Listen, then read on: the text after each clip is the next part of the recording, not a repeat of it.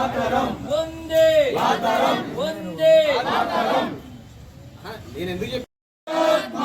జై బోలో భారత్ మాతా की జై శ్రీరామ్ జై జై మాతా భారత్ మాతా జై జై మాతా భారత్ మాతా జై జై మాతా భారత్ మాతా అమరజీ పొట్టి శ్రీరాములు గారి ఆశయాలను సాధిద్దాం సాధిద్దాం అమరజీ పొట్టి శ్రీరాములు గారి ఆశయాలను సాధిద్దాం సాధిద్దాం అమరజీ పొట్టి శ్రీరాములు గారి ఆశయాలను సాధిద్దాం సాధిద్దాం మన అమరజీవి పొట్టి శ్రీరాములు గారి 125వ జయంతి నందిగమ్మ బీజేపీ పట్టణ ఆఫీసులో జరపడం చాలా సంతోషదాయకం. అమరజీవి పొట్టి శ్రీరాములు గారు ఆంధ్రప్రదేశ్ అవతరణ కోసం 57 రోజులు ఆమరణ నిరాహార దీక్ష చేసి దానిలో భాగంగా ఆ రోజు 57 రోజుల దీక్షలో చనిపోయే ముందు ఆయన యొక్క శరీరం నుంచి పురుగులు పాకి నోట్లో నుంచి పురుగులు వచ్చి నానా దారుణంగా చనిపోతే ఆ రోజు ఆయన్ని చూడటానికి కూడా మన ఆంధ్రులు అక్కడికి వెళ్ళని పరిస్థితిలోకి వచ్చినప్పుడు ఘంటసాల వెంకటేశ్వరరావు గారు ఆయన యొక్క విప్లవమైన పాటలతో మన ఆంధ్రుల్ని ఐకమత్యం చేయడం కోసం తెలుగు లేవాలని చెప్పి కొన్ని పాటలు పాడేసి ఆ రోజు ఉన్న మనందరినీ కలిసి మద్రాసీయులు అనేవాళ్ళు ఆ రోజు మన వాళ్ళందరినీ ఏకదాటికి తీసుకొచ్చి ఆ ఉద్యమానికి నాంది పలికి ఆంధ్రప్రదేశ్ అవతరణ కావడానికి మన పొట్టి శ్రీరాములు గారు అమరులయ్యారు కనుక ఆయనకి ప్రత్యేక నివాళులు అర్పిస్తూ సెలవు తీసుకుంటున్నాం. సభకి నమస్కారం. ఈరోజు పొట్టి శ్రీరాములు గారి వర్ధంతి సందర్భంగా వచ్చిన వాళ్ళందరికీ ధన్యవాదాలు తెలియజేస్తున్నాను.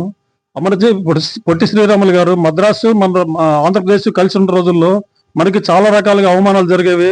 చాలా కాలం కష్టపడి వాళ్ళు తిరుపతిని కాజేద్దాం ప్లాన్ చేసినా కానీ మన వాళ్ళు మన ఆంధ్రప్రదేశ్ని కాపాడుకుంటే తిరుపతి కూడా మనకు వస్తున్న ఉద్దేశంతో చాలా కష్టపడి తిరుపతి మన దాంట్లో ఉందంటే ఆంధ్రప్రదేశ్ కోసం పొట్టి శ్రీరాములు గారు కష్టఫలితంగానే మనం ఇలా సాధించుకోగలుగుతున్నాం.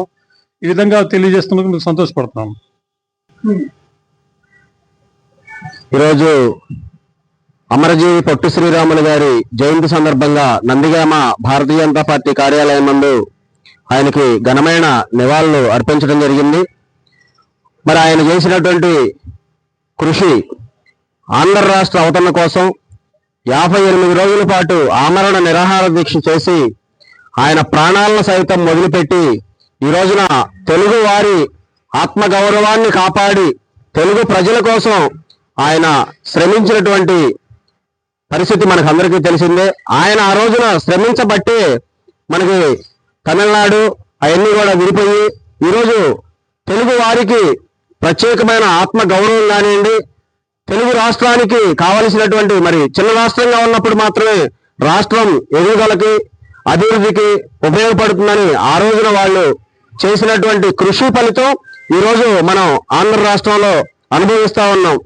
మరి అట్లాంటి మహానుభావులు చేయబట్టి ఈ రోజున ఆంధ్ర రాష్ట్రానికి ఒక ప్రత్యేకమైన గౌరవం దక్కింది. ఆంధ్ర రాష్ట్రం అభివృద్ధి చెందింది.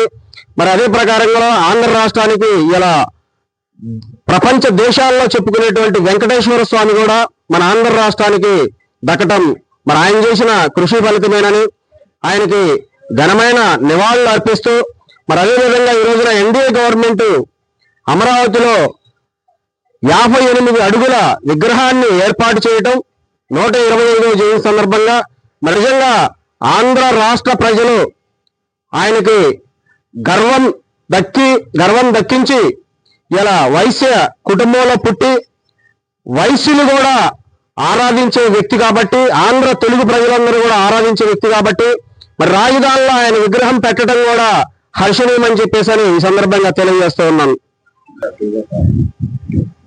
సభకి నమస్కారం. ఈరోజు మన ఆంధ్ర రాష్ట్ర ప్రదాత ప్రీతమ స్వర్గీయ శ్రీ పొట్టి శ్రీరాములు గారి జయంతి సందర్భంగా అందరికీ శుభాకాంక్షలు.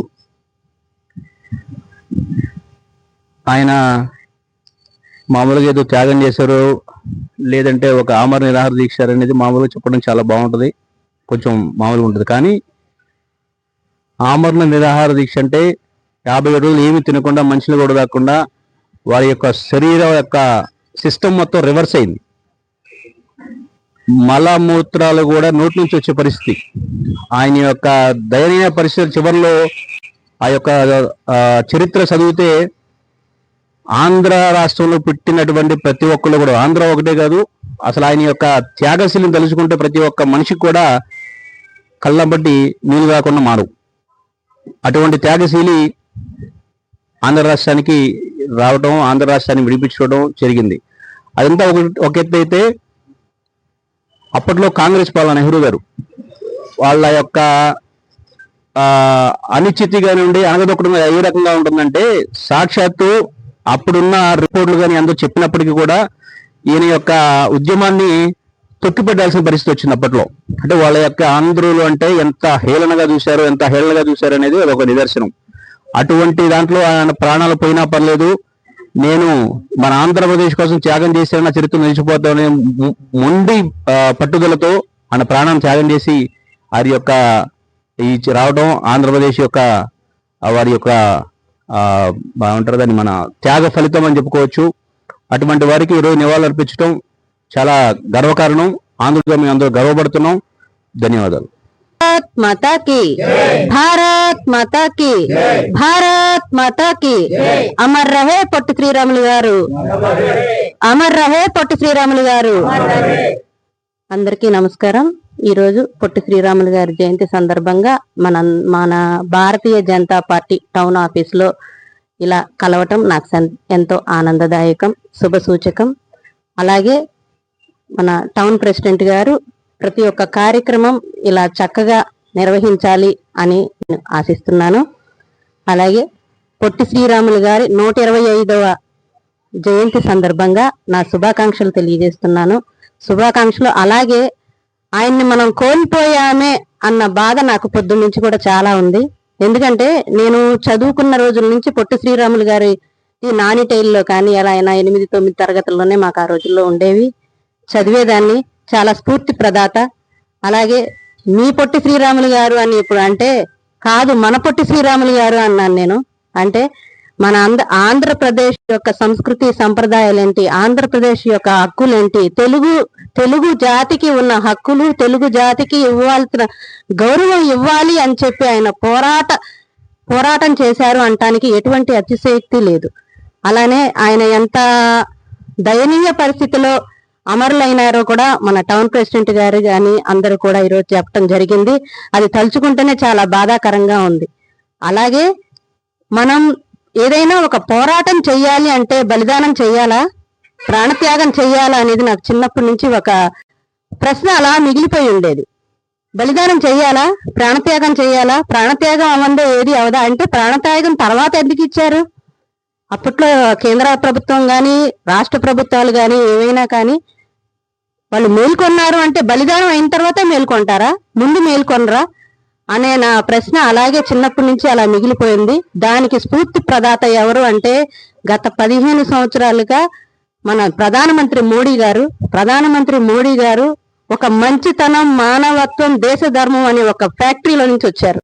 కాబట్టి ఆయన ప్రాణత్యాగం చెయ్యాలా అన్న దానికి ఆయన సమాధానం చెప్పినందుకు ప్రధానమంత్రి మోడీ గారికి పాదాభివందనాలు తెలియజేసుకుంటున్నాను. ఎందుకంటే ప్రాణత్యాగం చేస్తేనే మనకి రాష్ట్రం వచ్చి రావాలా, ముందు రాకూడదా? ప్రాణత్యాగం ఎందుకు అవ్వాలి? మన భారతీయులు ప్రాణత్యాగం చేస్తేనే ఒకటి సాధించగలం అంటే ఎంతమంది కార్యకర్తలు ప్రాణత్యాగం చేయాలి అనే ఒక ప్రశ్న, నా ప్రశ్నకి సమాధానం ఇచ్చింది నరేంద్ర మోడీ గారు. భారతీయ జనతా పార్టీలో దేశ నాయకత్వంలో భారతీయ జనతా పార్టీ వచ్చిన దగ్గర నుంచి కూడా వికసిత్ భారత్ అనే లక్ష్యంతో ఏ కార్యకర్త కూడా చెమ్మగిల్లకుండా, ఒక దెబ్బ పడకుండా కూడా ఒక భారతదేశాన్ని వికసిత భారతదేశంగా ప్రాణత్యాగాలు గాని, నిరాహార దీక్షలు గాని ఇలాంటివి లేకుండా ఒక మంచి అనే మార్గాన్ని చిన్నగా భారతదేశానికి అందిస్తున్న ఒక స్ఫూర్తి ప్రదాత నరేంద్ర మోడీ గారు. దీనికి ఒక చిన్న ఉదాహరణ కూడా మీకు చెప్తాను. నేను ప్రాణత్యాగాలు చేయాలా అన్నానన్న దానికి ఒక చిన్న ఉదాహరణ చెప్తాను. ఏంటంటే మన భారతీయ జనతా పార్టీ రథసారథి ఎల్కే అద్వానీ గారు అద్వానీ గారు ఈరోజు మనకి ఒక స్ఫూర్తి ప్రదాత అనొచ్చు. భారతీయ జనతా పార్టీకి రథసారథిగా ఉన్నారు. దేనికి రథసారథిగా ఉన్నారో కూడా మీకు తెలుసు. దేశవ్యాప్తంగా ఒక సంచలనం సృష్టించి ఒక రథసారథిగా ఉండి 165 సంవత్సరాలు చరిత్రను తిరగరాయటానికి కూడా స్ఫూర్తినిచ్చిన ప్రదాత ఆయన. అలాంటి ప్రదాతని ఒక కుర్చీలో గౌరవనీయంగా కూర్చోబెట్టి తర్వాత వచ్చే